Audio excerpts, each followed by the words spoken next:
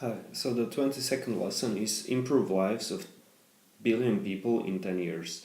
So this is the idea connected to exponential technologies. So imagine you start in day one, and then after 10 years you can actually you manage to reach a billion people. So it's like mm, so it's like really fast kind of growth of what you do.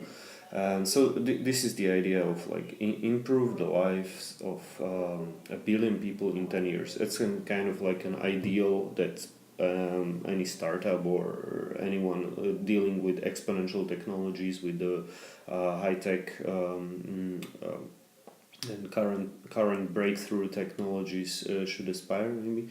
And the idea of exponential growth versus linear growth, it's like it's connected to this. So um, the idea is like to the exponential growth or the Moore's law.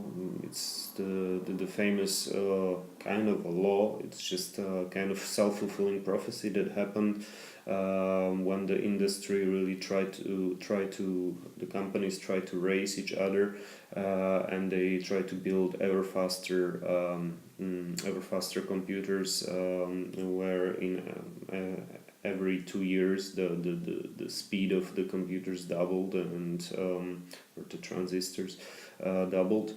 And this kind of Moore's law we can observe in other domains, like in solar panels, for example, currently, or in battery storage, or in the price, the drop of the price of batteries. That I don't know, the batteries cost half of what they used to cost like 2 years ago, and these kind of dynamics. And so um, this idea of digital fabrication or exponential technologies, exponential finance, and these you can find in this like Singularity University, or these kind of places where these utopians, utopian technologies who dream about like conquering the world, but or not conquering the world, but like really improving lives of a billion people with technology. Maybe not by systemic changes, by changing the way how governments are run. They are not so much keen on this. They are more focused on what they know or what they believe in, and this is technology. So of course previously we discussed about game theory, about game A, game B. We also discussed too big to fail, and these kind of ideas. So we can see that, for example, Facebook managed to touch the lives of over a billion people. I don't know if it's like even like half of humanity or something. I don't know, 2 billion people. Honestly, I should know, but I forgot the number now. But it's really over, definitely over a billion people in 10 years.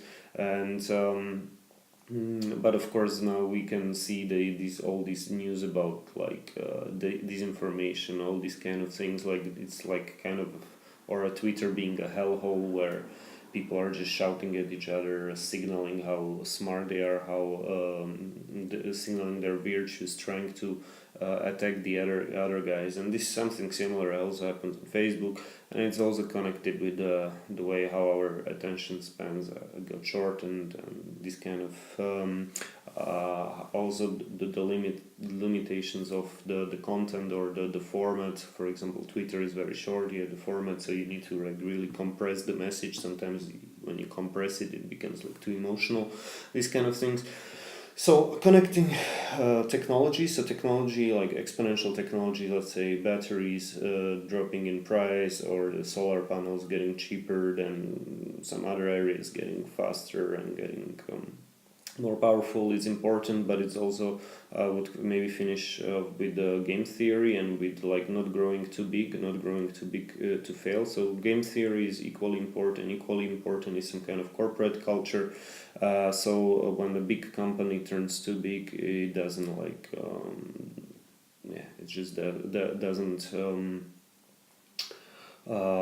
doesn't become detrimental. So, but the idea of improving lives of a billion people in 10 years, it's a worthwhile ideal. I think it's better than just to sell your company for $1 billion or something. It's really it's connected with this idea of exponential organizations, exponential technologies, exponential organizations. The idea is that you should have a massive transformational purpose, and you should kind of aim to achieve big results based on that vision, based on that transformational purpose.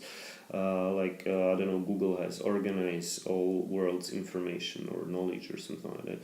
So that's like a transformational purpose. Or Coca-Cola has refreshing the world. Okay, that's a transformational or massive transformational purpose.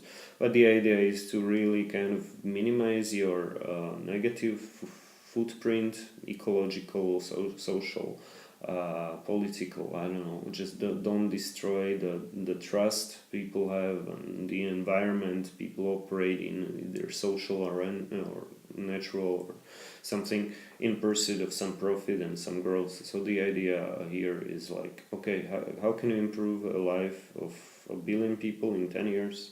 How can you nurture the power of exponential technologies and exponential organizations? How you can structure your teams effectively?